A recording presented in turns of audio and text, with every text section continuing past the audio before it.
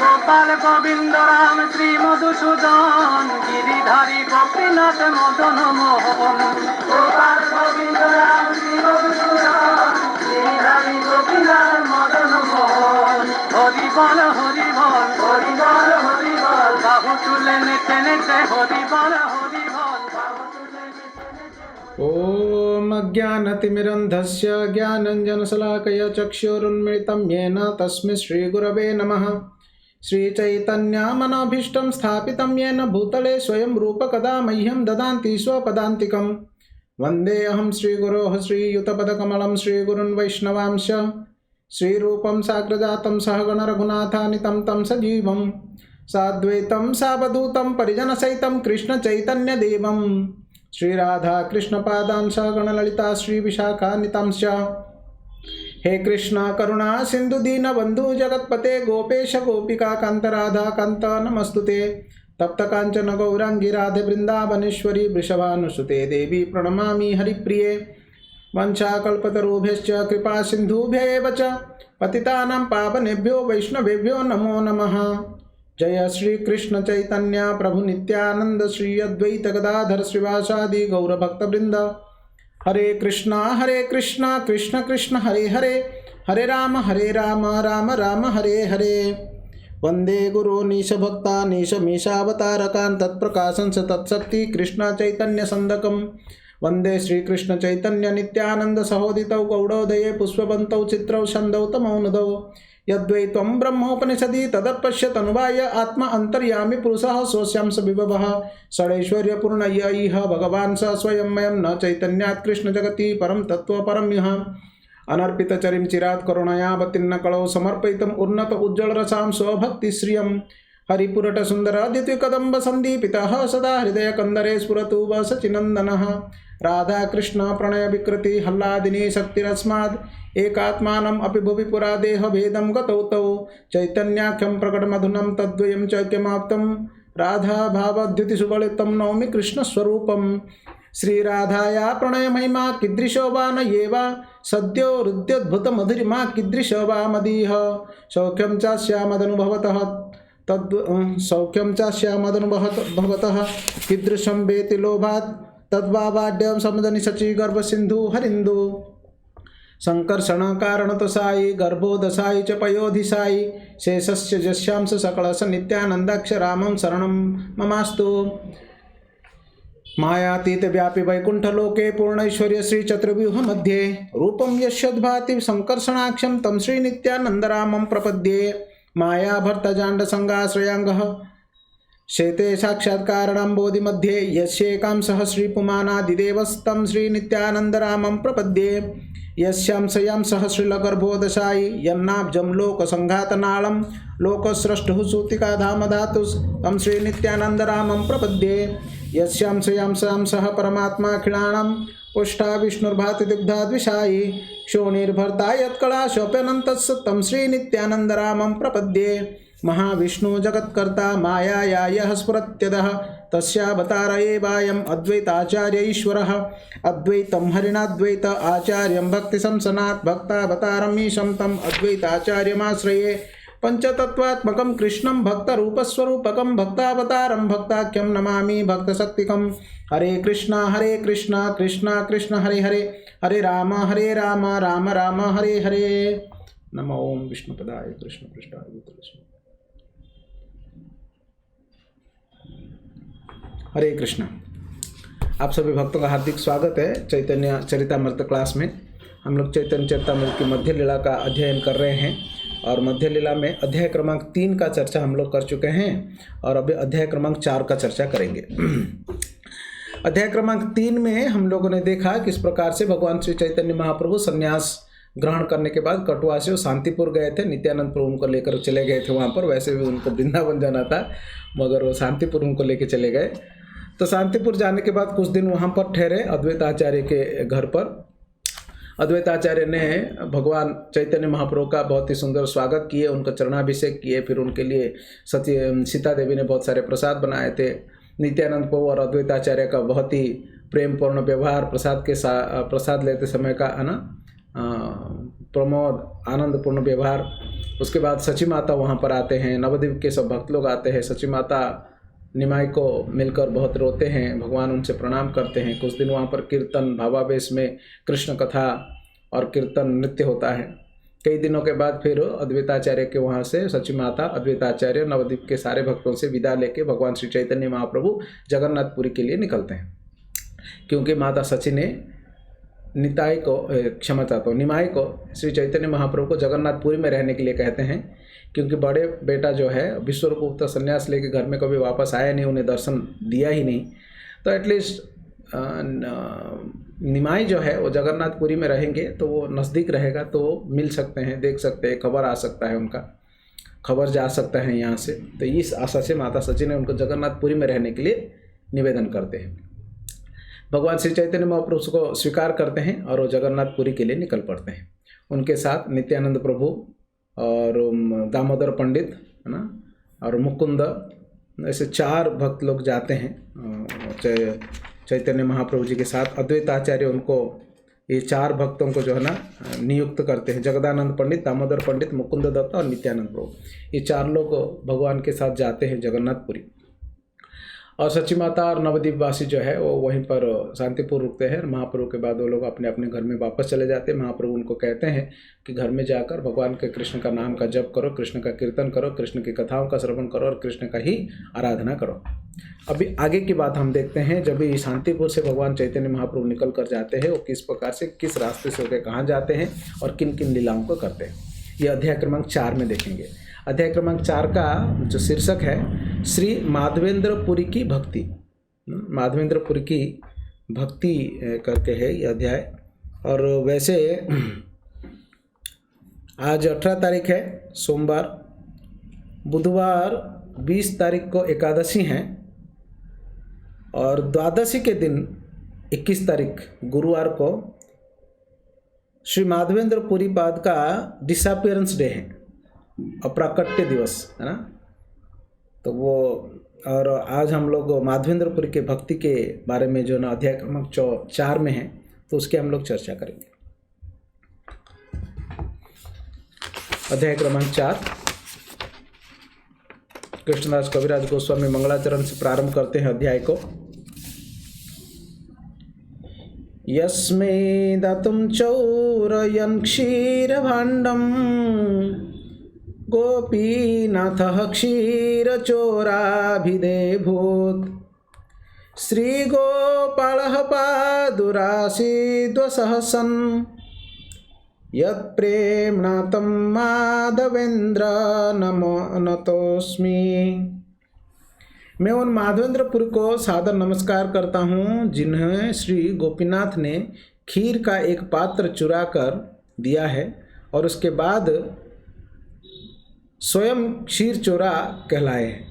माधवेंद्रपुरी के प्रेम से प्रसन्न होकर गोवर्धन में स्थित श्री गोपाल जी का विग्रह भी लोगों के सामने प्रकट हुआ। यस्मै दातुं चौरयन् क्षीर भाण्डम गोपीनाथः क्षीर चोराभिवेतु विधेवुत। जिनके लिए चौरयन् क्षीर भाण्डम, जिनके लिए एक खीर क्यों ना, स्वीट राइस, खीर कहते हैं ना, खीर के एक मटके को, भांड मतलब मटके को चोरी करके गोपीनाथ जी ने खीर चोरा के नाम से संसार में विख्यात हो गए। श्री गोपाल पादुरासी द्वसह सन यत् प्रेमणा तम माधवेंद्र नमोस्मि। और भगवान गोपाल जी जो गोवर्धन में जिनकी प्रेम के वजह से प्रकट होके लोगों को दर्शन देने लगे, ऐसे माधवेंद्रपुरी को मैं प्रणाम करता हूँ। तो श्री माधवेंद्रपुरी जो है ये 2 विग्रह का जो है इनके साथ का बहुत ही इंटीमेट पास्ट टाइम्स है ना। एक है गोपाल जी जो गोवर्धन जी में थे और अभी वो श्रीनाथ द्वारा में है, और दूसरा रेमुणा करके है उड़ीसा में, और वहाँ पर एक गोपीनाथ जी का विग्रह है जिन्होंने माधवेंद्रपुरी जी के लिए खीर चोरी करके रख दिए थे। इसलिए खीर चोर गोपीनाथ उनका नाम हो गया, खीर चोर गोपीनाथ। जय जय गौरचंद्र जय नित्यानंद, जय अद्वैत चंद्र जय गौर भक्त वृंद। नीलाद्रि गमन जगन्नाथ दर्शन, सार्वभौम भट्टाचार्य प्रभुर मिलन। ए सब लीलार प्रभु दास वृंदावन, विस्तारी करिया छेन उत्तम वर्णन। सहजे विचित्र मधुर चैतन्य विहार, वृंदावन दास मुखे अमृतेर धार। अतएव ताहा वर्णिले हय पुनरुक्ति, दम्भ करी वर्णि यदि ये छे नाही शक्ति। चैतन्य मंगले जहा करिल वर्णन, सूत्र रूपे से लीला करिए सूचन। तार सूत्रे आछे तेह ना कैल वर्णन, यथा कथंचित करिसे लीला जे कथन। अतएव तार पाए करी नमस्कार, तार पाए अपराध ना हो को अमार। एई मत महाप्रभु चलिला नीला चले, चारि भक्त संगे कृष्ण कीर्तन कौतूहले। भिक्षा मागी मागी एक दिन लोकग्रा, भिक्षा मागी मागी एक दिन एक ग्रामे गिया, आपने बहुत अन्न आनिल मागिया। तो भगवान श्री चैतन्य महाप्रभु 4 भक्तों के साथ वे जगन्नाथपुरी के लिए निकले। जगन्नाथपुरी जाना, वहाँ सार्वभौम भट्टाचार्य के मिलन, ये सब बातों को वृंदावन दास ठाकुर जी ने भी बहुत ही सुंदर तरीके से और विस्तार रूप से वर्णन किया हुआ है। इसलिए जिन जिन बातों को वृंदावन दास ठाकुर जी ने चैतन्य भागवत में वर्णन किए हैं उसको मैंने और फिर विस्तार से नहीं बताऊंगा, कृष्णदास महाराज कह रहे हैं, और बाकी चीज़ों को मैं यहाँ पर बताने के लिए प्रयास करूँगा। तो चैतन्य महाप्रभु जिन 4 भक्तों के साथ वे जा रहे थे, रास्ते पर कीर्तन करते करते वो 4 भक्तों के साथ जा रहे हैं, नित्यानंद प्रभु, जगदानंद पंडित, दामोदर पंडित और मुकुंद दत्त। इस प्रकार से वो कीर्तन करते करते इन 4 भक्तों के साथ वो जगन्नाथपुरी के लिए चले। प्रतिदिन ऐसा होता था, भगवान एक गांव जाते और प्रसाद तैयार करने के लिए चावल तथा अन्य अनाज भी पर्याप्त मात्रा में मांग के लेके आते स्वयं भगवान, क्योंकि अभी सन्यासी है ना, तो फिर सन्यासी को भिक्षा मांगना, तो भिक्षा मांग कर लेके आते थे। पथे बड़ बड़ दानी विघ्न नहीं करे, तास बारे कृपा करी आइला रे मुनारे। रास्ते में अनेक नदियाँ, नदी पर कर एकत्र करने वाले व्यक्ति था, किंतु उसने महाप्रभु को रोका नहीं। महाप्रभु ने भी इन सब के ऊपर कृपा किया और अंत में वो उड़ीसा में बालेश्वर जिला में रेमुणा करके एक जगह है, और रेमुणा में पहुंचते हैं। बालेश्वर नामक रेलवे स्टेशन के 5 मील के पश्चिम में रेमुणा नामक एक गांव है। इस गांव में आज भी खीरचोरा गोपीनाथ जी का मंदिर है, और आज भी श्यामानंद गोस्वामी के प्रमुख शिष्य रसिकानंद प्रभु के वहाँ पर समाधि भी है। अभी अभी रसिकानंद प्रभु का मतलब अपीयरेंस या डिसअपीयरेंस गया, वो जो दिवस गया था। उस रेमुणा गांव में गोपीनाथ करके मंदिर है ना, गोपीनाथ जी का। रेमुणा ते गोपीनाथ परम मोहन, भक्ति करी कैल प्रभु तार दर्शन। तार पाद पद्म निकट प्रणाम करिते, तार पुष्प चूड़ा पड़िल प्रभुर मथाते। चूड़ा पाइया महाप्रभुर आनंदित मन, बहु नृत्य गीत कैल लैया भक्तगण। प्रभुर प्रभाव देखी प्रेम रूप गुण, विस्मित हैला गोपीनाथेर दासगण। नाना रूपे प्रीत्य कैल प्रभुर सेवन, सेई रात्रि तहाँ प्रभु करिला वंचन। तो वहाँ पर जाके चैतन्य महाप्रभु और अपने 4 भक्तों के साथ गोपीनाथ जी का दर्शन करते हैं और गोपीनाथ जी को प्रणाम करते हैं जाकर साष्टांग। जब चैतन्य महाप्रभु प्रणाम करते हैं तभी क्या होता है, गोपीनाथ जी के माथे पे पुष्प चूड़ा ना, वो सिर पे जो फूल रखा हुआ था गोपीनाथ जी के, वो भगवान चैतन्य महाप्रभु के मस्तक पर गिरा, क्योंकि ऐसे प्रणाम किए ना भगवान के चरणों में। तो वो पुष्प जैसे ही चैतन्य महाप्रभु के ऊपर गिरा तो इससे चैतन्य महाप्रभु बड़े प्रसन्न हो गए और बहुत ही सुंदर तरीके से वहाँ पे नृत्य और कीर्तन करने लगे।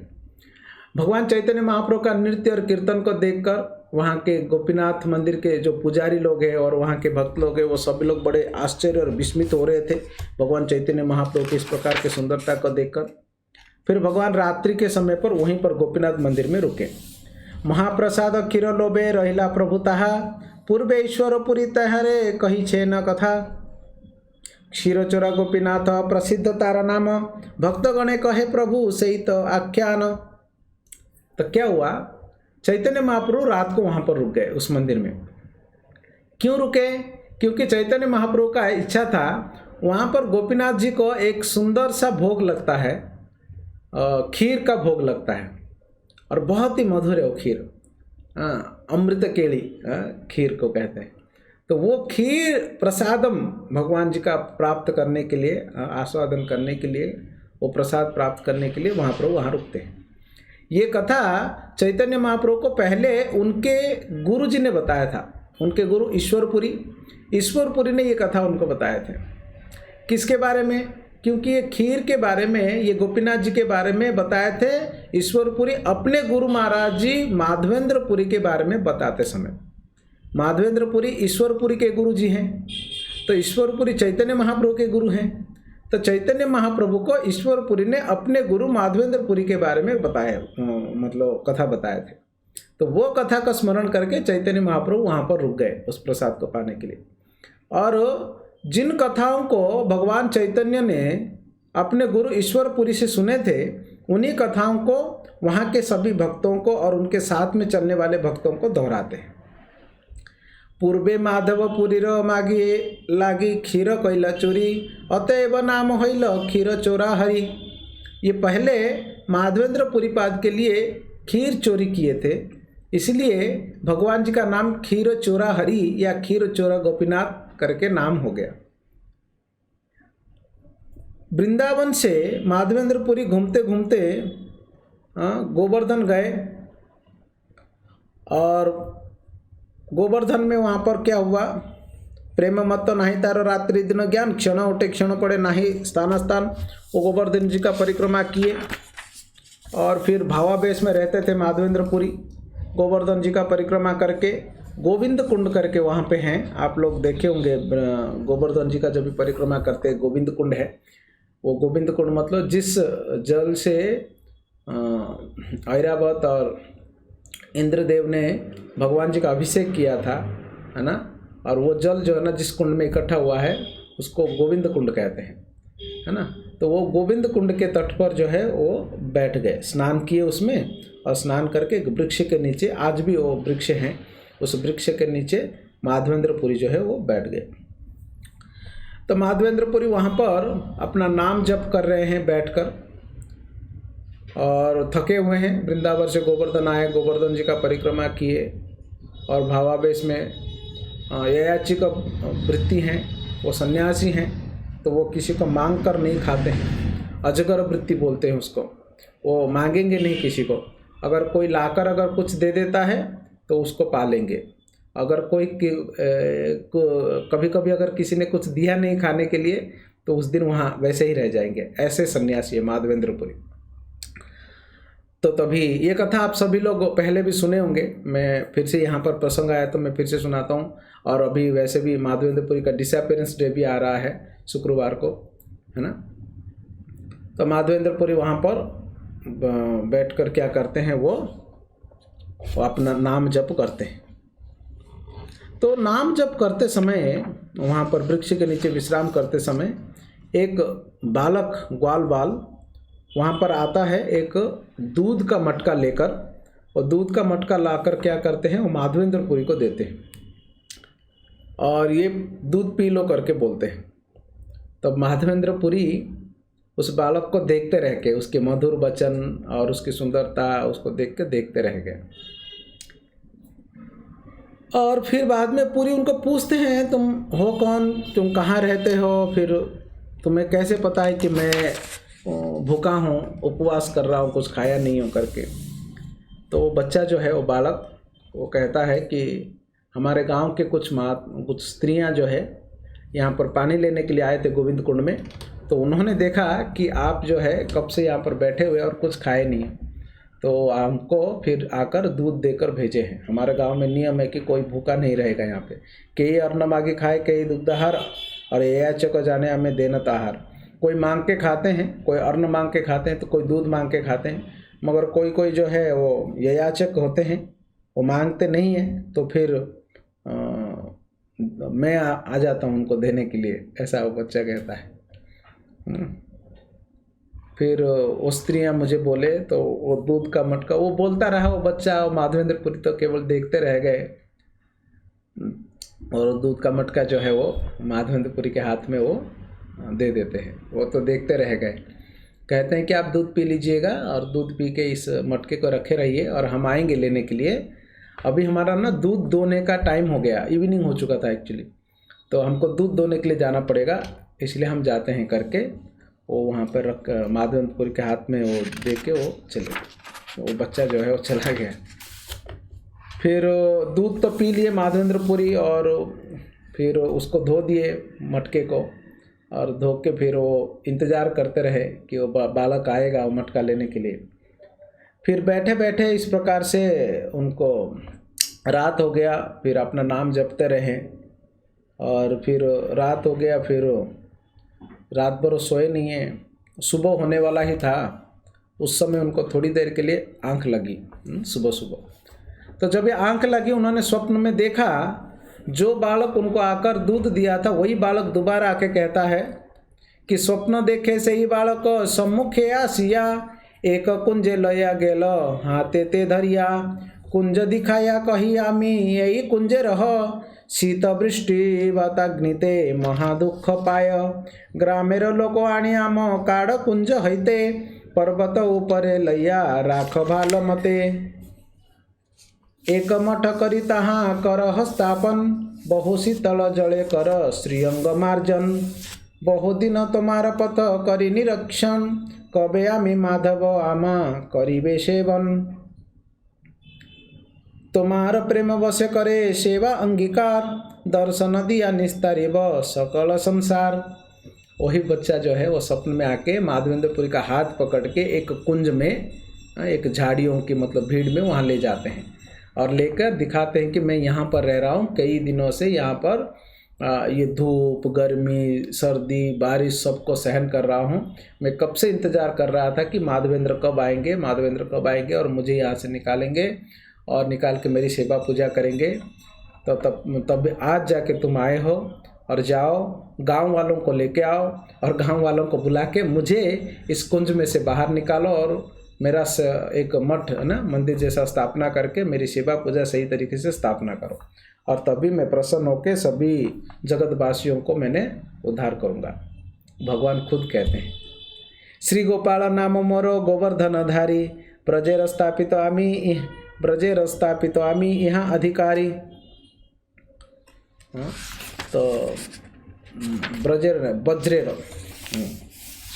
तो फिर वो अपना परिचय देते हैं। कृष्णा क्षमा चाहता हूँ। तो वो परिचय क्या देते हैं, मेरा नाम गोपाल है और वज्रनाभ जी ने मेरा स्थापना किया था और हम यहाँ के अधिकारी हैं।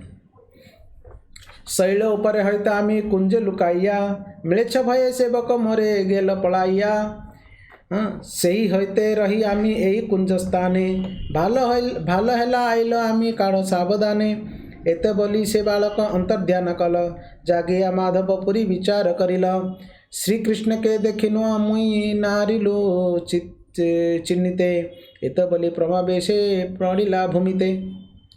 तो इस प्रकार से वो स्वप्न में बोले कि वो तो मुसलमान के भय से पुजारी ने मुझे यहाँ पर लाके डाल दिए थे और फिर वो वहाँ से चले गए थे। उसके बाद से मुझे कोई यहाँ से निकाला नहीं है और मैं अच्छा हुआ आप आ गए और आप निकाल के सेवा पूजा करो।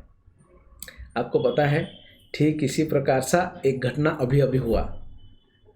वहाँ पर मायापुर में कोई चोर भगवान श्री गौरांग का विग्रह, चैतन्य महाप्रभु का विग्रह को उठा के लेके चला गया और लेके वो जाके वो एक झाड़ियों में उस विग्रह को जो है वो रख दिया, वहाँ पे डाल के वो चला गया। दिल्ली साइड के एक भक्त को, इस्कॉन के भक्त को भगवान बार बार सपना हो रहे हैं कि आकर मुझे वहाँ से निकाल के लेके आओ करके। और वो पूरा डिटेल में बता रहे हैं कि कौन सी जगह, कौन से झाड़ी, कौन से रास्ते में जाना, नदी कैसे पार करना, और सारा चीज़ें वो बताते हैं उनको। अभी मतलब 3 दिन 4 दिन पहले की घटना है। मायापुर में अभी सभी भक्त लोग वहीं पे है ना, और दिल्ली के कोई भक्त को ऐसा सपने हुआ, तो वो भक्त अन्य भक्तों को लेकर जाते हैं और पूरा रास्ता बता रहे हैं उनको, कहाँ कैसे और स्वप्न में देखे हैं, और जाके एग्जैक्टली वो लोकेशन और झाड़ियाँ बताए। और वहाँ पर भगवान बहुत ही सुंदर चैतन्य महाप्रभु जी का विग्रह जो है वहाँ पर था, और सपने में चैतन्य महाप्रभु उनको ये बात बताए थे उस भक्त को। फिर वो विग्रह को वहाँ से फिर उद्धार करके लेकर आए इस्कॉन के भक्तों ने। बहुत ही सुंदर विग्रह है भगवान, मतलब दोनों हाथों को मतलब ऐसे नृत्य के भंगी में चैतन्य महाप्रभु खड़े। तो इसी प्रकार से माधवेंद्रपुरी को भी भगवान स्वप्न में स्वप्नादेश किए थे। माधवेंद्रपुरी जब वो जाग गए, तो जब उन्होंने विचार किया कि मैं कितना अभागा हूँ, साक्षात ब्रजेंद्र नंदन कृष्ण मुझे दूध देने के लिए आए थे और मैं उनको पहचान नहीं पाया। वो बड़े मर्माहत हुए, बड़े दुखी हुए, वे रोने लगे, मूर्छित हुए, फिर वो उठ के रोने लगे और फिर अपने आप को शांत करने लगे कि भगवान मेरे सामने है और मैं उनको देख नहीं पाया, भगवान मेरे सामने है और मैं उनको पहचान नहीं पाया। ऐसे करके वो रोने लगे माधवेंद्रपुरी। थोड़ी देर के बाद वे अपने आप को शांत किए और शांत करके भगवान जी का आदेश को पालन करने के बारे में उन्होंने विचार किया। प्रातः स्नान करी पुरी ग्राम मध्य गेला, सब लोग एकत्र करी कहिते लागिला। सुबह होने के बाद स्नान वान करके गांव में जाते हैं और सब लोग को बुला के बोले, और गांव के सभी लोग जो है माधवेंद्रपुरी संत महात्मा है, उनकी बातों को उन्होंने स्वीकार किए और उनके साथ साथ गए बहुत सारे लोग को मतलब वो काटने वाला, खोदने वाला, वो सारा चीज़ों को लेकर, और उनके साथ साथ वहाँ पर गए। भगवान ने जिस प्रकार से उनको रास्ता बताए थे, झाड़ियाँ बताए थे, वहाँ पर लेके जाते हैं और जाकर वहाँ पर देखते हैं। सभी लोग वहाँ पर जाके और कुंज वगैरह को सब काट के देखते हैं। तो ठाकुरो देखिल माटी तृणे आच्छादित, देखी सब लोग होइला आनंदे विस्मित। तो सब लोग जब मिट्टी और झाड़ियाँ हटा के देखते हैं, वहाँ पर श्री गोपाल जी थे। गोपाल जी को देख के सभी लोग बड़े प्रसन्न हो गए। आवरण दूर करिल विदिते, महाभारी ठाकुर के नारे चढ़ाईते। महाबलिष्ठ लोक एकत्र करिया, पर्वत ऊपर गेल पूरी ठाकुर लैया। तो भगवान बहुत वजनदार थे ना भगवान, और को कोई उठा नहीं पा रहे थे। बहुत बड़े बड़े बलशाली लोगों को बुलाया गया। फिर उन सभी लोगों ने लेके कहाँ पर गए, वो पर्वत के ऊपर, मतलब गोवर्धन जी के ऊपर जो है वो लेकर गए भगवान जी को। पत्थर सिंहासने ठाकुर बसाइल, बड़ एक पत्थर पृष्ठे अवलंब दिल। और एक पत्थर के ऊपर ठाकुर जी को रखे और एक दूसरा पत्थर उनके पीछे रखे, ताकि ठाकुर जी उनके ऊपर टेका ले सके। ग्रामेर ब्राह्मण सब नव घट लैया, गोविंद कुंडेर जल आनिल छाणिया। नवशत घट जल कैल उपनीत, नाना वाद्य भेरी बाजे श्रीगण गाय गीत। तो सारे ब्राह्मण लोग आए और फिर नए नए घड़ा लेकर आए। गोविंद कुंड से पानी लेकर आते हैं भगवान जी को अभिषेक करने के लिए, है ना, क्योंकि धूल मिट्टी सब होके भगवान जी थे ना। और फिर बाद में वहाँ पर सारे जो अन्य लोग जो है वो सब भजन कीर्तन सब करने लगे। स्त्रियाँ भी गान गाने लगे, क्योंकि ब्रज है ना। ब्रज में तो फिर कृष्ण के सभी लोग तो भगवान कृष्ण के ही है, ब्रजवासी। वो स्वाभाविक ही उनके अंदर कृष्ण के भजन जो है उनको आता ही है। वो गाने लगे सब, केहो गाओ केहो नाचे महोत्सव हैल, दधि दूध घृत आइल ग्रामे जत छिल। तो पूरा वहाँ पर फेस्टिवल होने लगा, क्योंकि भगवान का प्राकट्य हुआ करके, है ना, भगवान का प्राकट्य हुआ करके वहाँ पर फेस्टिवल होने लगा। और कोई दूध लाया, कोई घी लाया, कोई दही लेकर आया भगवान जी के अभिषेक करने के लिए। और सब अलग अलग देशों से, मतलब लोगों से, ग्रामवासियों से सब आया। बहुत सारे लोगों ने भगवान जी के लिए उपहार भी लेकर आए हैं। फिर तुलसी पुष्प ये सारा चीज़ें भी आ गया। ये सब माधवेंद्रपुरी जो है भगवान जी का अभिषेक करवाए। अमंगला दूर करी कराइल स्नान, बहु तैल दिया कैल श्रीअंग चिक्कण पंचगव्य पंचामृते स्नान कराइला महास्नान कराइला शतघट दिला। फिर वो स्वस्ति वाचन किए, अमंगल को दूर किए, दूर करके भगवान के शरीर में पहले तेल है ना तैल श्रीअंगे चिक्कण पूरा शरीर में पूरा बहुत सुंदर तरीके से तेल का लेपन किया गया भगवान को, पूरा शरीर एकदम से चकाचक किया गया। और उसके बाद पंचगव्य से पहले स्नान हुआ। पंचगव्य में गोबर, गोमूत्र, दूध, दही और घी है ना। और फिर पंचामृत दूध, दही, घी, हनी और गुड़ या चीनी की पानी। और उसको कराने के बाद 100 मटके के पानी से भगवान जी को स्नान करवाया गया है ना पूरा एकदम से। पुनः तैल दिया कैल श्रीअंग चिक्कण शंख गंधादक कैल स्नान समापन। फिर बाद में फिर से शरीर में तेल लगाया गया, फिर से भगवान को स्नान करवाया गया। फिर बाद में शंख, सुगंधित जल ये सब भर के अभिषेक पूरा संपन्न किया गया। श्रीअंग मार्जन करी वस्त्र पराइला चंदन तुलसी पुष्प माला अंगे दिला। फिर भगवान का शरीर को एकदम से पोंछ के उनको एकदम से श्रृंगार किए, फिर श्रृंग वस्त्र पहनाए। उसके बाद फिर तुलसी की माला डाले, पुष्प फूलों की माला डाले भगवान को। धूप दीप करी नाना भोग लगाइला दधि दुग्ध संदेश आदि यत किछु आइला। फिर भगवान जी का धूप दीप करवाया गया, आरती हुआ। फिर भगवान जी को भोग लगने लगा, जो भी भोग उस समय आया था, दूध दही संदेश मिठाई जो भी आया था। सुभाषित जल नभ पात्रे समर्पिला आचमन दिया सीताम्बुल निवेदिला। भगवान को पीने के लिए पानी दिए एकदम से। और फिर बाद में भगवान का आचमन करवाए। और फिर आचमन करवा के फिर भगवान जी को तांबुल पान जो है भगवान जी को अर्पण किया गया।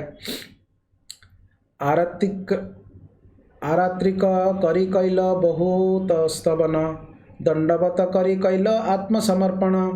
ग्रामे क जतेक तंडुल डाली गोधूम चूर्ण सकल आनिया दिल पर्वत हैल पूर्ण। कुंभकार घरे छिल जे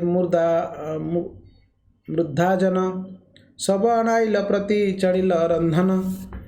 10 विप्र अन्न रांधि करे एक स्तूप जाना 5 रंध्रे व्यंजन आदि नाना सुप। तो अभी क्या हुआ, जब भी भगवान जी आए, भगवान जी का अभिषेक हुआ, स्थापन हुआ, ये खबर चारों तरफ फैल गया। और जिसको खबर पता लगता था कि भगवान जी प्रकट हुए हैं गोविंद कुंड के पास में, तो सभी लोग उनका दर्शन करने के लिए आते थे। भगवान जी के दर्शन करने के लिए कभी कोई खाली हाथ नहीं आते। भक्ति रसम सिंधु में भी कहा गया है, जब भी भगवान का दर्शन करने के लिए जाना है वो खाली हाथ नहीं जाना चाहिए।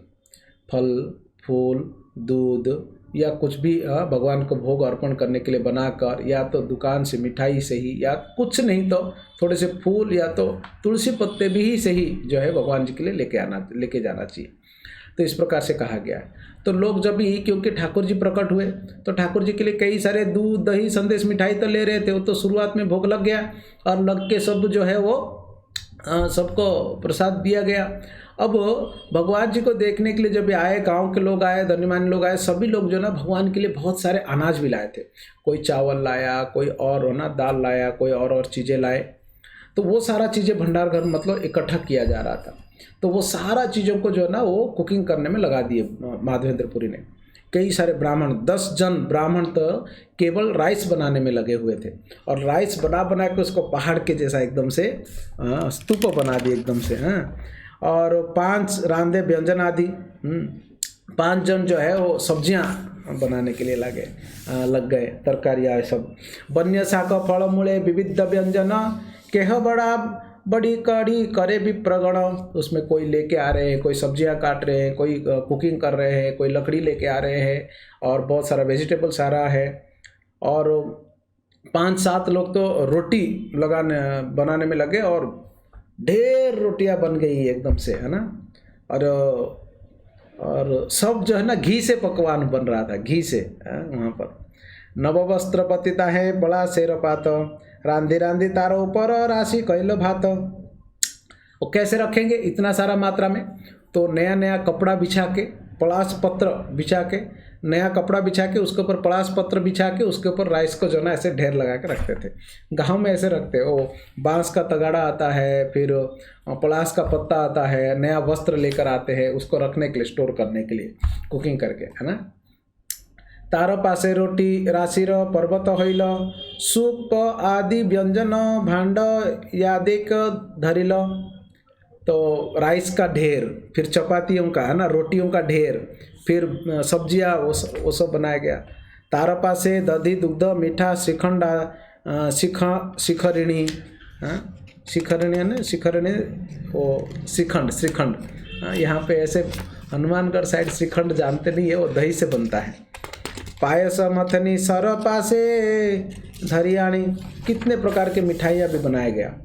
इस प्रकार से हेन मते अर्णकूट करिल साजन, पुरी गोसाई गोपालेर कैल समर्पण, अनेक घट भरी दिल सुवासित जल, बहु दिनेर क्षुधार्थ गोपाल खाइला सकल। बहुत दिनों से गोपाल जी भूखे थे, उनको कोई भोग नहीं लगाए थे, तो इतने सारे प्रकार का बना के एकदम से अन्नकूट वहाँ पर किया। आप लोग जानते हैं अन्नकूट उत्सव होता है, गोवर्धन जी को सब भोग लगाते हैं ना, तो उस दिन अन्नकूट बनाया गया, गोपाल जी को भोग लगा, और गोपाल जी गोवर्धन के ऊपर थे। राइस की ढेर, चपातियों का ढेर, सब लोग बना के भगवान को मिठाइयाँ, व्यंजन इत्यादि, सूप, सब्जियाँ, कितने प्रकार के आइटम बने थे, सब गोपाल जी को भोग लगा। और कितने सारे पानी, उनको सुभाषित पानी, एकदम से सुगंधित जल जो है ना भगवान को अर्पण किया गया पीने के लिए। सब बड़े प्रसन्न थे, गोपाल जी भी बड़े प्रसन्न थे, कब से खाए नहीं थे, तो उनका अभी क्षुधा निवारण हुआ, भगवान जी का भूख जो है वो शांत हुआ अभी। यद्यपि गोपाल सब अन्न व्यंजन खाइल, तार हस्त स्पर्शे पुनः निमे ते मने हईल। भगवान ने सब कुछ पा लिया, परंतु भगवान सब कुछ पाने के बाद भी वो सारे जो भोग है वो प्रसाद हो गया। अभी वो प्रसाद वैसे के वैसे रहा लोगों को आवंटन करने के लिए। कोई बोले कि कुछ लोग नास्तिक लोग ऐसे सोचते हैं कि भगवान खाते नहीं हैं। नहीं, भगवान खाते हैं। भगवान हम लोग खा के वो ख़त्म हो जाता है, और भगवान खाने से ख़त्म नहीं होगा। ओम पूर्णमदः पूर्णमिदं पूर्णात् पूर्णमुदच्यते पूर्णस्य पूर्णमादाय पूर्णमेव अवशिष्यते। वो पूर्ण से जो आता है वो पूर्ण होता है, और पूर्ण से पूर्ण निकलने के बाद पूर्ण ही रहता है। वो प्रसाद पाने के बाद भी पूर्ण ही रहेगा, वो खाने के बाद भी पूर्ण रहता है। वो यही सिद्धांत है, यही नियम है भगवान के पास। भौतिक संसार में ये चीज़ लागू नहीं होती है, भगवान की जगह पर ये चीज़ लागू होती है। तो भगवान उसको स्वीकार करते हैं, और फिर वो वैसे ही और फिर वो रह जाते हैं। प्रभुपाद जी यहाँ पर कहते हैं, नास्तिक लोग समझते नहीं हैं कि पूर्ण पुरुषोत्तम भगवान अर्च विग्रह के रूप में प्रकट होते हैं, और भक्तों के द्वारा अर्पण किया गया भोजन को खा सकते हैं। भगवत गीता में भगवान कहते हैं, पत्रम पुष्पम फलम तोयम जो में भक्त्या प्रयच्छति तदहम भक्त उपहतम अस्नामि प्रयतात्मनः। यदि कोई प्रेम तथा भक्तिपूर्वक मुझे एक पत्ता, एक फूल, फल या जल भी अर्पित करता है तो मैं उसे स्वीकार करता हूँ।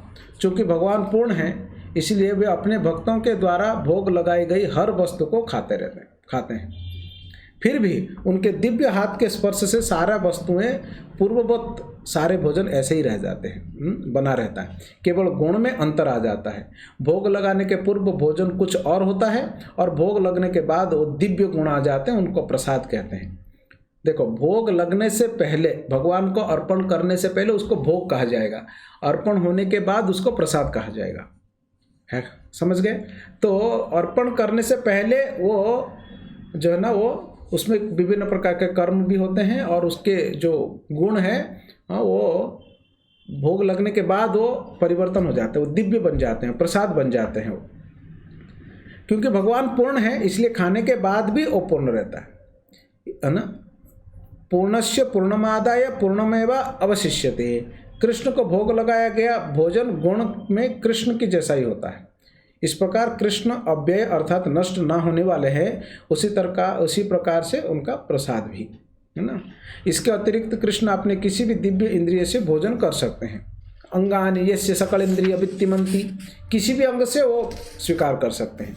केवल वो हाथ से लेके मुख में खाएंगे और वो प्लेट में खत्म हो जाएगा, ऐसा नहीं है। वो अपने दृष्टि के द्वारा भी उसको खा सकते हैं। अंगानि यस्य सकल इंद्रिय वित्तिमंती, किसी भी अंग से कोई भी कार्य वो कर सकते हैं भगवान। ये उनकी महानता है। मानो भूखे हो अतएव किसी को ये भोजन खा सकते हैं, चाहे मात्रा कितनी भी क्यों ना हो। कृष्ण के द्वारा भोजन करने में जो दर्शन निहित है दिव्य इंद्रियों द्वारा ही समझा जा सकता है। जब हमारे इंद्रिय भगवान की भक्ति निरत करते करते करते शुद्ध हो जाते हैं तभी हम कृष्ण के कार्यकलापों को मतलब नाम रूप गुण और उनके पार्षदों को समझ सकते हैं। अतः श्री कृष्ण नामादि न भवेत ग्राह्यम इंद्रिय सेवान्मुखे ही जिह्वादो स्वयमेव स्फुरत्यद। कृष्ण की कोई भी अपने कुंद भौतिक इंद्रियों के द्वारा नहीं समझा जा सकता, किंतु वे भक्तों के दिव्य प्रेमा भक्ति से प्रसन्न होकर उनके समक्ष प्रकट होते हैं। ये भक्ति रसामृत सिंधु का श्लोक है। अतः श्री कृष्ण नामादि न भवत ग्राह्यम इंद्रिय, कृष्ण के नाम गुण रूप लीला और उनके जो पार्षद या भक्त हैं साधारण इंद्रियों को समझ में नहीं आएगा व्यक्ति को, इसलिए लोग नहीं समझ पाते संसार में। सेवान्मुखे ही जिह्वाद स्वयमेव स्फुरत्यतः। जब जीवात्मा जब व्यक्ति भगवान की सेवा इंद्रियों के द्वारा करता रहेगा, उनके भक्तों की सेवा करते रहेगा और अपने जीवा के द्वारा भगवान का नाम का जपता रहेगा, तो वो भक्ति के द्वारा ही वो स्वयमेव स्फुरत्यतः, वो स्वयं ही प्रकट होंगे उनके सामने, तब तक नहीं समझा जा सकता है। इसलिए लोग भले ही सोचते हैं कि ओहो भगवान को तो आप भोग अर्पण इसलिए करते हैं क्योंकि वो नहीं खाते हैं और आप लोगों को खाने के लिए मिलता है इतना 56 प्रकार का, इसलिए आप लोग 56 भोग लगाते हैं भगवान को। ऐसे नास्तिकों का विचार है, परंतु क्योंकि माया के द्वारा उसका बुद्धि हर ली गई है इसलिए भगवान के कार्यकलापों को नाम रूप गुण लीलाओं को समझ नहीं सकता है। भगवान दिव्य हैं और भगवान भोजन स्वीकार करते हैं वो दिव्य तरीके से। भगवान जब भी भोजन स्वीकार करते हैं वो हमारे जैसा वो खत्म नहीं हो जाता है, वो भोजन स्वीकार करने के बाद भी वो पूर्ण ही रहता है। इस उपनिषद में कहा गया है ओम पूर्णमदः पूर्णमिदं पूर्णात् पूर्णमुदच्यते पूर्णस्य पूर्णमादाय पूर्ण एवं अवशिष्यते। वो पूर्ण से पूर्ण निकलने के बाद पूर्ण ही बच जाता है और यही भगवत सत्ता है। और दूसरी बात है भाई साहब, भगवान जो है वो खा के खत्म करेंगे मुख से, ऐसा नहीं, वो किसी भी अंग से उसको स्वीकार कर सकते हैं। अंगानि यस्य सकलेन्द्रिय वित्तिमन्ति ब्रह्म संहिता में कहा गया है, किसी भी अंग से कोई भी कार्य कर सकते हैं, इसलिए अपने आँखों के द्वारा भी वो भोग को स्वीकार कर सकते हैं। इसलिए जो भोग भगवान को अर्पण की जाती हैं भगवान उसको स्वीकार करते हैं, इसलिए उसको प्रसाद कहा जाता है। और उसको जो व्यक्ति स्वीकार करता है श्रद्धापूर्वक उसको वो प्रसाद को स्वीकार करता है, उसके अंदर परिवर्तन आता है, भगवान कृष्ण की कृपा उसको प्राप्त होता है और कृष्ण के प्रति का भक्ति उसके अंदर जो है ना उद्रेक होता है। ये प्रमाण है, ऐसे अनेकों उदाहरण हैं। केवल प्रसाद को पाकर व्यक्ति जो है कृष्ण का भक्त बन गए और उनके सभी प्रकार के जो समस्याएं हैं वो पूर्ण हो गए हैं। तो वो दिव्य है प्रसाद मतलब, है ना। इसलिए शंका नहीं करना चाहिए। भगवान स्वीकार करते हैं, उनको 56 प्रकार के भोग अर्पण करते हैं तो भगवान स्वीकार करते हैं, इसमें किसी भी प्रकार का डाउट नहीं है। समझे। यह अनुभव कैल माधव गोसाई तार ठाई गोपालेर लुका न किछु नाई। माधवेंद्रपुरी ने दिव्य अनुभव से जान लिया कि किस तरह गोपाल द्वारा सब कुछ खा लिया गया है और फिर भी भोजन यूं का त्यों बना रहा। भक्त भगवान के भक्तों को कुछ छिपा नहीं रहता है। भगवान के भक्त समझ जाते हैं भगवान भोग स्वीकार किए कि नहीं किए करके, क्योंकि वो भगवान जी के ऐसे भक्त होते हैं, वही उनको समझ सकते हैं। आप जगन्नाथपुरी में भी कथाओं को सुने होंगे।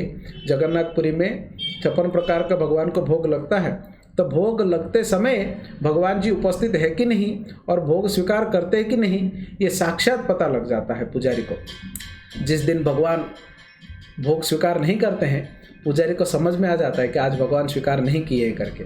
फिर उसका कारण ढूंढते हैं कि भगवान आज भोजन स्वीकार क्यों नहीं कर रहे हैं करके।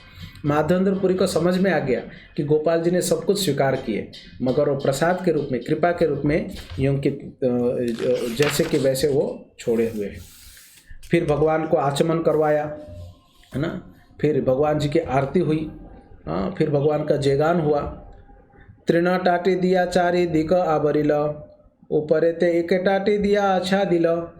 फिर क्या हुआ, तो भोग वगैरह लग गया, भगवान का आरती वगैरह हो गया, जयगान हो गया भगवान जी का।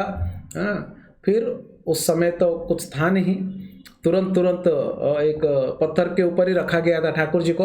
अभी भगवान जी को विश्राम करवाना है, भोग वगैरह सब पा लिए। अब विश्राम कराने के लिए क्या करना था, तब वो बांस का और घास फूस का एक टाटी बनाया। आपको मालूम ना, घास वगैरह सब बांध के ऐसा बना सकते हैं सर। तो वो बना के भगवान जी के चारों तरफ, है ना, एक तरफ तो पीछे की तरफ तो पत्थर था, फिर दो तरफ और सामने की तरफ वो घास का वो सब बना के रखा गया कि भगवान को, और फिर वो भगवान के ऊपर छत भी ऐसे बनाया गया। पुरी गोसाई आज्ञा दिला सकल ब्राह्मणे आबाल वृद्ध ग्रामेर लोक कराह भजने।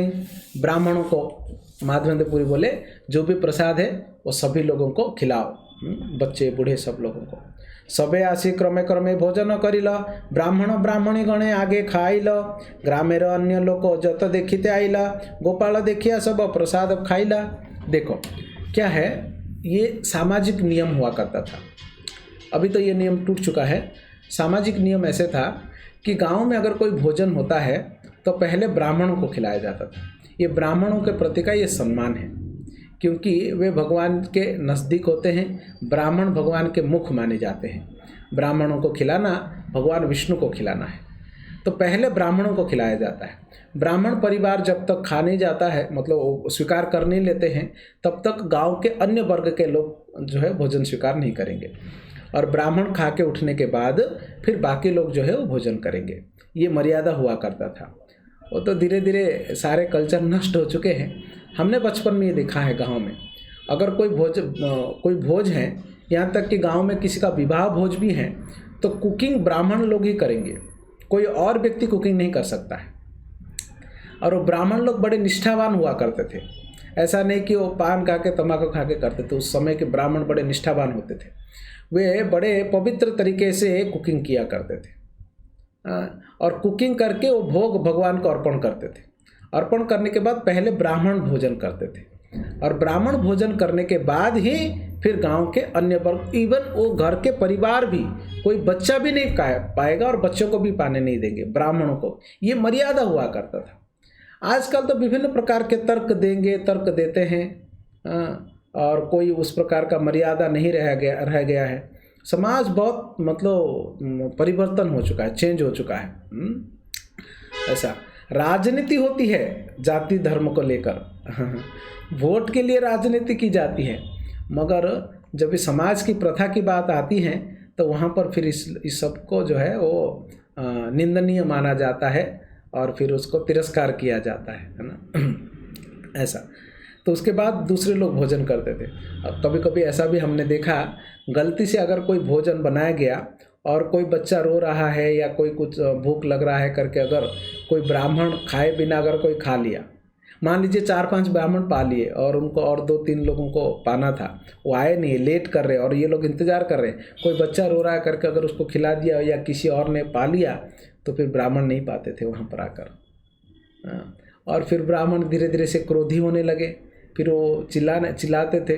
क्रोधित तो ये तो सम्मान के दृष्टि से उनको दिया जाता था, ये रिवाज था। तो वहाँ पर भी ऐसे ही हुआ, पहले ब्राह्मणों को खिलाया गया, फिर बाकी सभी लोग जो भी भगवान का दर्शन करने आते थे वो प्रसाद पाके जाते थे।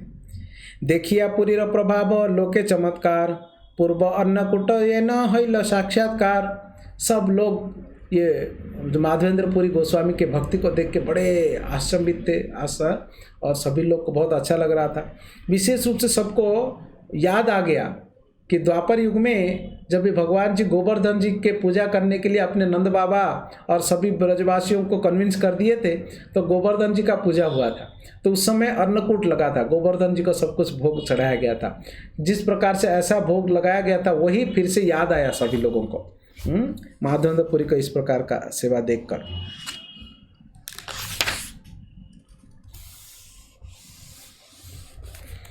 सकल ब्राह्मणी पुरी वैष्णव करिल, से सेवा मध्य से सभा नियोजिल। और कई सारे ब्राह्मणों को उन्होंने सेवा में लगाए, और सेवा में लगा के फिर उन लोगों को अलग अलग सब ब्राह्मणों को वैष्णव दीक्षा दिया, उनको नीति नियमों को बताए माधवेंद्र पुरी, और फिर उनको सेवा में लगाए, क्योंकि भगवान का सेवा जरूरी है। देखो जब भी विग्रह होता है, मंदिर होता है, तो वहाँ पर सेवा जो है एक ही व्यक्ति से नहीं हो पाएगा, ये संभव नहीं है। आजकल हम देखते हैं एक 6x6 का 8x8 का एक 4 दीवार बना देते हैं और ऊपर एक गुंबज बना के वहाँ पर एक विग्रह का स्थापना करते हैं और एक पुजारी जो है वहाँ पर रहता है, वो अपने हिसाब से आता है और आके वो घंटी बजा के थोड़ा सा कुछ फूल चंदन वहाँ पर लगाता है और फिर कोई लोग वहाँ पे आके दर्शन करते हैं आरती के लिए और फिर वो चला जाता है। फिर वहाँ पर ना कोई किचन है, ना भगवान जी के लिए कोई बाल भोग बनता है, ना ब्रेकफास्ट बनता है, ना राजभोग बनता है, ना संध्या भोग बनता है, ना रात्रि भोजन होता है, ना भगवान जी का श्रृंगार बदलता है, प्रतिदिन श्रृंगार ना उनको की जाती है, ना उनका षोडशोपचार पद्धति से उनका उपासना की जाती है, कुछ नहीं। आरती होती है पब्लिक देखने के लिए थोड़ा, वो भी उनके उसके तरीके से उनके ढंग के हिसाब से, और फिर बंद करके फिर चले जाते हैं ग्रिल बंद करके। तो इस प्रकार से विग्रह उपासना नहीं होता और एक व्यक्ति से तो होगा ही नहीं, एक व्यक्ति से होगा नहीं। इसलिए हमारे इस्कॉन में नियम है, कोई भी इस्कॉन के केंद्र या मंदिर वहाँ पर विग्रह रखने के लिए तब तक नहीं देते हैं जब तक वहाँ के जो भक्त लोग, गृहस्थ भक्त लोग सब दीक्षा लेके तैयार नहीं हो जाते हैं भगवान की सेवा करने के लिए, तब तक जो है वो विग्रह रखने के लिए परमिशन नहीं देते हैं। या तो मंदिर में जो फुल टाइम भक्त लोग हैं वो होना चाहिए, कम से कम अगर राधा कृष्ण जी के ठाकुर जी को रखना है तो हमारे इस्कॉन में नियम है कम से कम 15 लोग फुल टाइम चाहिए, फुल टाइम 15 लोग चाहिए 24 घंटा वहाँ पर उस प्रीमाइसिस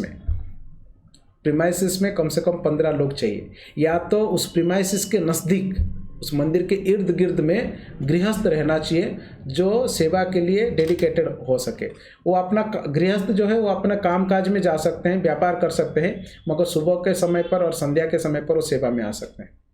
विशेष रूप से जो माताएं हैं वो माताओं को दीक्षा लेना पड़ेगा, नियमों को पालन करके दीक्षा लेना पड़ेगा, दीक्षा लेकर उनको ब्राह्मण दीक्षा लेना पड़ेगा, है ना, और मंत्र जाप करना पड़ेगा, नियमों को पालन करने पड़ेगा, विशेष रूप से स्नान इत्यादि का नियम, है ना, मंत्र जाप करने का, स्वाध्याय का नियम, है ना, नियमित रूप से अध्ययन करना। ये सब करने के बाद फिर उन माताओं को ट्रेनिंग दी जाएगी कि कैसे भगवान की सेवा की जाती है। फिर वो माताएं तैयार होंगे कि, और इसीलिए जो मंदिर हैं राधा कृष्ण का मंदिर कोई वीरान जगह पे नहीं, वो एक्चुअली सोसाइटियों के पास होने से तो जो माताएं हैं वो आसानी से सेवा में आ सकते हैं। तो वो सुबह का कुकिंग, दोपहर का कुकिंग, फिर शाम का कुकिंग, फिर रात का कुकिंग, चार बार जो है कुकिंग होगा। 6 बार एक्चुअली भोग लगता है और 2 बार तो भगवान जी का ड्रेसिंग होता है, ठाकुर जी का 2 बार तो ड्रेसिंग होता है। और इतना सारा कुकिंग करना है, फिर उनके बर्तन भी धोना है टाइम टू टाइम, और ये रोज़ का है 365 दिन, सर्दी गर्मी 2 डिग्री ठंडी या 52 डिग्री गर्मी, वो कोई मतलब नहीं है, वो उसी प्रकार से उनकी सेवा करना पड़ेगा। तो इसलिए विग्रह रखने के लिए इस्कॉन के मंदिरों में तुरंत परमिशन नहीं मिलता है। अगर रखना है तो ये सारे नियमों को पालन करना पड़ेगा। उस प्रकार का उनका भगवान जी के बर्तन, भगवान जी के ड्रेस, उसी लेवल के सारा चीज़ें चाहिए, ऐश्वर्यपूर्ण। इसलिए ऐसे चिंदी करते ना एकदम से, उस प्रकार के भगवान जी को रखने देते ही नहीं है।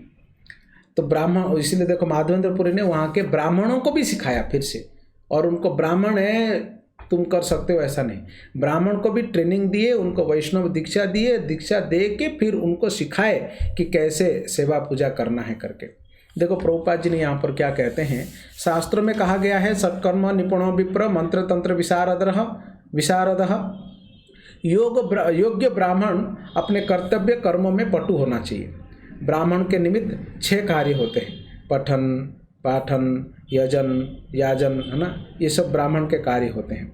उसे अन्य वैदिक साहित्य को पढ़ने में समर्थ होना चाहिए, उसको पठन कहते हैं। विभिन्न विग्रहों की पूजा करने तथा वैदिक अनुष्ठानों को करने में यजन कहते हैं उसको, उसमें पटु होना चाहिए। और इसी यजन के कारण ब्राह्मण समाज के अग्रणी होने के कारण क्षत्रिय, वैश्य, शूद्र के लिए और सभी वैदिक अनुष्ठान संपन्न करते हैं।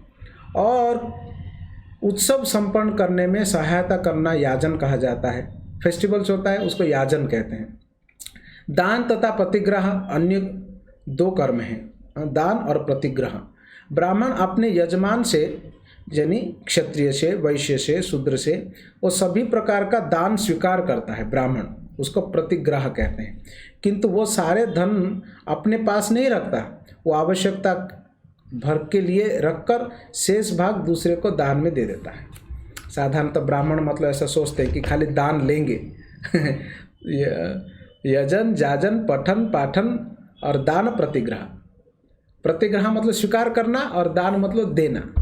ब्राह्मण दान लेता भी है और दान देता भी है। वो दान लेगा, उसकी आवश्यकता कर्म, उसका भरण पोषण और जो भी नित्य कर्म वो सब उसका पूरा होने के बाद फिर बाकी वो दान कर देगा। वो संचय नहीं करता है ब्राह्मण, इकट्ठा नहीं करेगा ब्राह्मण। मगर आजकल उससे प्रवृत्ति नहीं है ना कृष्ण, आजकल ऐसा प्रवृत्ति नहीं है ना। वो शुरू में थोड़ा ब्राह्मणों को मूड रहता है जब स्टूडेंट लाइफ में रहते हैं, या मैं देखता हूँ भक्त लोगों को भी या ब्राह्मणों को भी, फिर वो ऐसा रहता है कि नहीं हम पूजा करने से कोई दक्षिणा नहीं लेना चाहिए, लेंगे तो और लोभ नहीं होना चाहिए, फीस नहीं रखना चाहिए, फीस रखेंगे तो उसका फल नहीं मिलेगा, वो सब नहीं आएगा, ऐसा बोलेंगे। और फिर बाद में जैसे जैसे पुराना होते जाएंगे फिर उनका फीस जो है ना फिक्स हो जाता है, और फिक्स फीस बोलेंगे, और फिर इकट्ठा करने का प्रवृत्ति जो है ना वो आ जाता है व्यक्ति में। ये भौतिक संसार है, इसलिए बहुत मुश्किल होता है जब धन वगैरह सब आता है ना, फिर उसको अगर दान देने की प्रवृत्ति नहीं रखेंगे, खाली लेने की प्रवृत्ति रखेंगे तो फिर बड़ा खतरा है। और दूसरों का जो दान है ना वो एक्चुअली कर्म रहता है, उसमें कर्म, उस दान को लेके जब यूज करते और इकट्ठा करते ना, फिर अपना जो है वो हो जाता है, वो अपने को भी वो कर्म जो है ना भुगतना पड़ेगा। दान लेने वाला व्यक्ति का आध्यात्मिक शक्ति जो है ना पावरफुल होना चाहिए, उसका नाम जप और उसका साधन और उसका वैराग्य, त्याग, तपस्या ये सब बहुत कड़क होना चाहिए। ये सब होगा तो तभी किसी का दान लेगा तो फिर वो हजम कर सकता है। वो भी वो एक्चुअली खुद के इंद्रिय तृप्ति के लिए यूज़ नहीं करना चाहिए, उसको दान को भी फिर से वो दान देना चाहिए। और सिंपल बात है, एक्चुअली भगवान की सेवा में लगा देना चाहिए। भगवान की सेवा में लगाना बेस्ट ऑप्शन है। किसी का भी एक भी रुपया खुद के लिए यूज़ नहीं करना चाहिए व्यक्ति को। इवन ब्राह्मण भी है, हाँ ठीक है, ब्राह्मण जो है वो उसका भरण पोषण, परिवार का भरण पोषण भी वो एक्चुअली दान दक्षिणा से करता है, मगर उसके आवश्यकता करके एक होती है, उस आवश्यकता तक ही उसको करना चाहिए और बाकी इकट्ठा करना नहीं चाहिए। अर्च विग्रह की पूजा ब्राह्मणों को करना है, परंतु वैष्णव होना चाहिए। जैसे विष्णु की पूजा करने वाले ना, भगवान के जब से मंदिर होते हैं, कई मंदिर हम देखते हैं, कृष्ण के मंदिर हैं, विष्णु के मंदिर हैं, वहाँ के पुजारी भगवान विष्णु के भक्त नहीं होते हैं।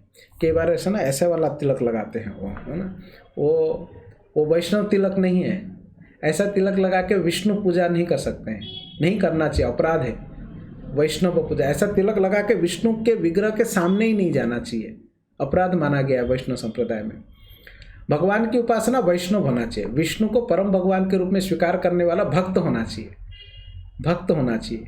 भगवान विष्णु का अपना भक्त प्रभु मानना चाहिए, और 15 लोगों को भी प्रभु मान के इनको भी प्रभु माने, ऐसा वाला प्रभु नहीं। कृष्ण परम भगवान है, विष्णु परम भगवान है, बाकी सभी देवी देवता है, उनके सेवक है। ये क्लियर कट अंडरस्टैंडिंग जिनको है वो वैष्णव है, उनको वैष्णव कहते हैं, है ना। वही पूजा करना चाहिए, वो श्रेष्ठ होता है। अगर वो ऐसा पुजारी है तो उस मंदिर का प्रसादी पाना चाहिए जो वैष्णव पुजारी है, और वैष्णव पुजारी भक्त हैं। उल्टा माधवेंद्रपुरी के द्वारा प्रस्तुत दृष्टांत से इसकी पुष्टि होती है कि कोई ब्राह्मण कितना भी दक्ष क्यों ना हो, जब तक वो वैष्णव मंत्र से दीक्षा नहीं होता है तब तक वो पुजारी या विष्णु का विग्रह का सेवक नहीं बनना चाहिए। वो कितना भी एक्सपर्ट होगा मंत्र बोलने में और फिर वेद शास्त्रों को जानने में, है ना, और यज्ञ की क्रियाओं में एक्सपर्ट हो सकता है, नो प्रॉब्लम, परंतु जब तक वो विष्णु भक्त नहीं है और विष्णु मंत्र का नाम जप नहीं करता है, भगवान का नाम, और विष्णु मंत्र से दीक्षा नहीं लिया है, तब तक उसको विष्णु का सेवा, विग्रह का सेवा जो है ना वो नहीं करना चाहिए।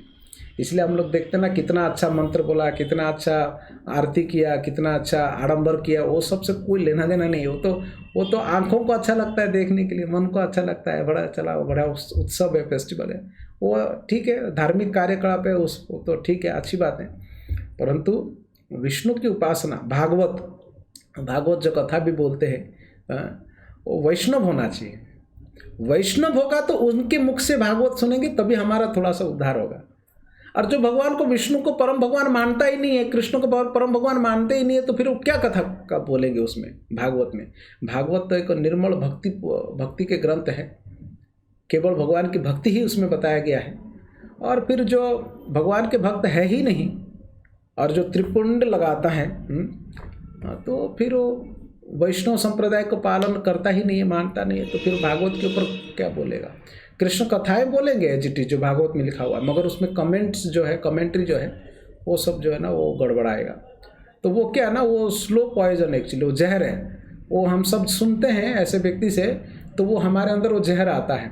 वैसे हमको पता नहीं लगता है वो जहर है करके, क्योंकि वो सुनने में अच्छा लगता है ना, म्यूजिक चलता रहता है, वो वाणी उनका ज़बरदस्त रहता है, बड़ा लुभावनी बोलते हैं, एजिटेट करते हैं हम हमारे इमोशंस को, तो अच्छा लगता है सुनने के लिए। मगर वो हमारे अंदर ना वो जहर घुलता रहता है एक्चुअली। वो कृष्ण के प्रति का भक्ति जो है ना वो उत्पन्न होने का, उस समय कुछ भावनाएं उत्पन्न होंगे क्षण भर के लिए, परंतु परमानेंट डिवोटी नहीं बन सकता है, उसके अंदर से अनर्थ जो है ना वो नष्ट नहीं होगा। इसलिए भगवान का कथा सुनना है तो भक्त से सुनना चाहिए, वैष्णव से। और भगवान की मंदिर में जाना है तो वैष्णव उपासक होना चाहिए, विष्णु दीक्षित भक्त। अगर भगवान विष्णु के मंदिर का उपासना करता है तो उसी से सुनना चाहिए और उसी में मंदिर में जाना भी चाहिए। और कोई ऐसा पुजारी बनना भी है विष्णु का तो पहले भगवान के भक्त बनना चाहिए उसको। तो हमारे हम लोग इस्कॉन में श्रील प्रभुपाद जी ने ऐसा नियम बताए हुए हैं। तो हम कोई भी जन्म से कोई भी व्यक्ति हो, अगर जब भगवान का भक्त बन जाता है, भगवान का नाम जप करता है और उन वैष्णव मंत्र का दीक्षा प्राप्त करता है प्रामाणिक गुरु से, फिर वो व्यक्ति भगवान का सेवा करने के लिए योग्य बन सकता है। इसलिए हम मंदिरों में केवल जो मंदिर में रहने वाले पुजारी यानी ब्राह्मण या ब्रह्मचारी वही लोग पूजा करते हैं, ऐसा नहीं है। जो गृहस्थ और जो माताएं हैं, जो गृहस्थ लोग हैं, अपने व्यापार करते हैं, अपने बिजनेस करते हैं, जॉब करते हैं, वो लोग भी भगवान के मंदिर में पूजा करते हैं। आकर वो अपने जॉब में जाते हैं, दिन में व्यापार भी करते हैं, इवनिंग को और सुबह का टाइम पर आकर भगवान का आरती भी करते हैं, क्योंकि उनको दीक्षा दी जाती है और उनको सिखाया भी जाता है। वो कोई भी जन्म से कोई भी जात में हो, कोई भी जात में उनका जन्म हुआ, मगर उनको बदल दिया जाता है, उनको बदल दिया जाता है, उनको ब्राह्मण के स्तर तक उठा दिया जाता है दीक्षा के द्वारा। उसके लिए नियम पालन करना पड़ेगा, उसके लिए दान देना नहीं पड़ेगा, उसके लिए कितने लाख कितना करोड़ रुपया दान दे के ब्राह्मण नहीं बन सकते। उसके लिए नियमों को पालन करना पड़ेगा, भगवान नाम का जप करना पड़ेगा, नियमों को पालन करना पड़ेगा, तब जाके ब्राह्मण के स्तर पे आ सकता है। फिर वो भगवान की आराधना उपासना कर सकता है, पूजा कर सकता है, ऐसा है। तो इसलिए वो कितना एक्सपर्ट है उससे कोई मतलब नहीं है, वो भगवान के भक्त है कि नहीं, वैष्णव दीक्षा लिया है कि नहीं, वो महत्वपूर्ण है। इसलिए उसी मंदिर में हमको जाना चाहिए जहाँ पर वैष्णव दीक्षित पुजारी हैं, तो और महत्वपूर्ण होता है वो चीज़, और शक्तिशाली होता है भगवान जी के वहाँ का दर्शन और वहाँ का प्रसाद। किसी भी अर्चा विग्रह की सेवा के लिए सुबह 4 बजे से लेकर रात को 10 बजे तक, मंगल आरती से लेकर शयन आरती तक कम से कम 5-6 ब्राह्मण तो होना ही चाहिए। देखो प्रभुपाद जी बोलते हैं कम से कम 5-6 ब्राह्मण तो 24 घंटा होना ही चाहिए सेवा में। एक जन से कैसा होगा सेवा, एक पुजारी से कभी नहीं हो सकता है। मंदिर में 6 बार आरती की जाती है, दिन में 6 बार आरती होनी चाहिए ठाकुर जी की, और अर्चा विग्रह की कई बार भोग लगाया जाता है। 6 बार भोग लगेगा, 6 बार आरती होगी और भगवान प्रसाद बांटा जाएगा। पूर्ववर्ती आचार्यों के द्वारा निर्धारित विधियों के अनुसार अर्चा विग्रह की पूजा की जाती है। हमारे संप्रदाय में माधवेंद्रपुरी के द्वारा परंपरा में आते हैं हम, इसलिए माधव संबंध मध्व संप्रदाय से है, और चैतन्य महाप्रभु परंपरा से जिन माधवेंद्रपुरी के शिष्य ईश्वरीपुरी ने दीक्षा दिए थे और मध्व गौड़ीय संप्रदाय कहलाते। तो ये माधवेंद्रपुरी जो हमारा जो परंपरा है वो माधवेंद्रपुरी के परंपरा में आते हैं, क्योंकि माधवेंद्रपुरी जो है ना मध्व संप्रदाय से आते हैं। मध्व संप्रदाय मतलब ब्रह्म संप्रदाय। 4 वैष्णव संप्रदाय है ना, प्रामाणिक संप्रदाय, 4 प्रामाणिक वैष्णव संप्रदाय हैं। श्री संप्रदाय, ब्रह्म संप्रदाय, श्री संप्रदाय, रुद्र संप्रदाय और कुमार संप्रदाय, ऐसे 4 संप्रदाय हैं। 4 संप्रदाय में से जो ब्रह्मा जी का जो संप्रदाय है ना, जिसको ब्रह्म संप्रदाय कहते हैं, उस ब्रह्म संप्रदाय का महत्वपूर्ण प्रचारक इस कलयुग में हुए हैं मध्वाचार्य जी। कर्नाटक उडुपी के पास में उनका जन्म हुआ था, है ना।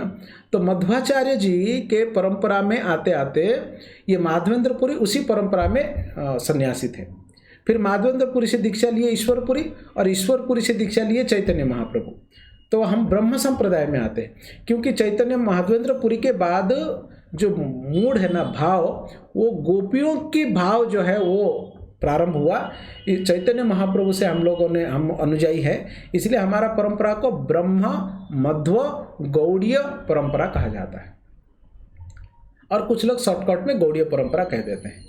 ये हमारा परंपरा ब्रह्मा जी से शुरू होता है, ब्रह्मा जी से मध्वाचार्य से होते हुए फिर चैतन्य महाप्रभु तक, ब्रह्म मध्व गौड़ीय संप्रदाय, ये हमारा संप्रदाय का नाम है। ये प्रामाणिक संप्रदाय है। जो 4 संप्रदाय परंपरा जो भगवान जी के द्वारा प्रारंभ की गई हैं, पद्म पुराण में जिसका उल्लेख है, उस परंपरा से प्रामाणिक रूप से हम लोग हैं। ऐसा कोई भी गुरु जी को भगवान ने दिव्य ज्ञान जो है ना उसके आ गया और फिर उन्होंने अपना संप्रदाय शुरू कर दिया, वैसा वाला संप्रदाय नहीं है। क्या हिमालय में गुरु जी जाके उनको ज्ञान प्रकट हो गया, या सूरत के स्टेशन में, रेलवे स्टेशन में बैठे थे, ज्ञान प्रकट हो गया उनको? तो ऐसे वाला परंपरा नहीं है, संप्रदाय नहीं है। गुरु जी कुछ भी बोल दिए नहीं। हमारा जो भी हम ज्ञान प्रदान करते हैं ये आचार्य परंपरा से केवल आए नहीं, वो व्यास देव जी के द्वारा लिखा गया प्रामाणिक शास्त्रों के ऊपर आधारित है। साक्षात श्री चैतन्य जो श्री कृष्ण स्वयं है, उनके द्वारा ये अनुमोदित है। रूप सनातन जैसे संत जो ब्रज के प्रसिद्ध है, उन लोगों ने इसको वर्णन और लेखन किए हैं, लिखे हुए हैं। 6 गोस्वामी लोग उस संप्रदाय से, उस परंपरा से आते हैं। इसलिए ठाकुर जी की जो उपासना हमारे मंदिरों में होता है वो प्रामाणिक विधि से होता है, वो प्रामाणिक शास्त्रों के अनुसार। और जो सेवा पूजा करने वाले हैं वो प्रामाणिक वैष्णव मंत्र से दीक्षा लिए हुए होते हैं, और वही लोग सेवा पूजा करते हैं। तो उस मंत्रों के द्वारा, उस विधि विधानों से भगवान की सेवा पूजा जब होती है, भगवान को जब भी भोग अर्पण किया जाता है, भगवान जी जब भी स्वीकार करते हैं, वो प्रसाद जब खाते हैं, इसलिए संसार भर में जो है ना इतना तेजी से भगवान कृष्ण के भक्त बनते रहते, इस्कॉन से जुड़ते रहते, भगवान का नाम जपते रहते। तो हम लोग उस माधवेंद्रपुरी से ही परंपरा में आते हैं हम लोग, जिनकी कथा हम लोग अभी पढ़ रहे हैं। ये माधवेंद्रपुरी के बारे में पहले बताया था, याद है ना? ये जो हमारा गौड़ीय परंपरा का जो चैतन्य महाप्रभु जी ने कृष्ण प्रेम भक्ति वृक्ष जो उन्होंने लगाया था, तो स्कंद खुद बने थे, उसका बीज जो है ना माधवेंद्रपुरी है ना, वो है। ये जो भाव है ना कृष्ण विरह, कृष्ण का विरह भाव जो है ना, गोपियों का जो भाव है, ये भाव माधवेंद्रपुरी से ही पहले प्रारंभ हुआ था।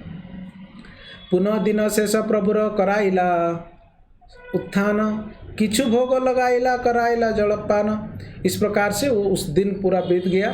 सभी लोगों को जो है प्रसाद खिलाए, जो भी आए उनको प्रसाद खिलाए। दर्शन के लिए आते प्रसाद मिलना चाहिए। खाली लोग प्रसाद भोग लेकर आएंगे और पुजारी भोग लगा के अपना बैक साइड में लेके चला जाएगा, वैसा नहीं है। अच्छा, माधवेंद्रपुरी ने देखो इतना सा आगे वर्णन आएगा, इतना सारा भोग लगा, इतना सारा चीज़ें आए, और सब लोगों को दर्शन के बाद, सबको बांटने के बाद उसमें से कुछ नहीं खाए उन्होंने, वो थोड़ा सा छाछ पी के फिर उनका वो दिन पूरा हो गया। ऐसा नहीं कि इतने सारा सब आया बस अभी सबको खिला के मस्त बैठ के थाली में लेके मस्त जो है ना चालू हो जाएंगे, ऐसा नहीं। माधवेंद्रपुरी उसमें से कुछ नहीं खाए थे, उन्होंने केवल हाथ में छाछ लेके पी लिए थे और वो दिन पूरा हो गया। भगवान जी के लिए आया था, और फिर भक्तों को वो जो है वो बांटना है, उसको डिस्ट्रीब्यूट करना है। ये भाव है भक्तों का, है ना। तो आज हम लोग यहीं विराम देते हैं, है ना। हमारा 88 नंबर, है ना, 90 नंबर श्लोक तक हम लोगों ने पढ़ाई चर्चा किए हैं 4थे अध्याय का, और उसके आगे हम लोग ना कल चर्चा करेंगे, ठीक है। हरे कृष्णा। श्री चैतन्य महाप्रभु की जय, श्री चैतन्य चरितामृत की जय, कृष्णदास कविराज गोस्वामी महाराज की जय, श्रील प्रभुपाद की जय, श्री माधवेंद्रपुरी पाद की जय। निताई गौर प्रेमानंदे। हरि हरि बोल।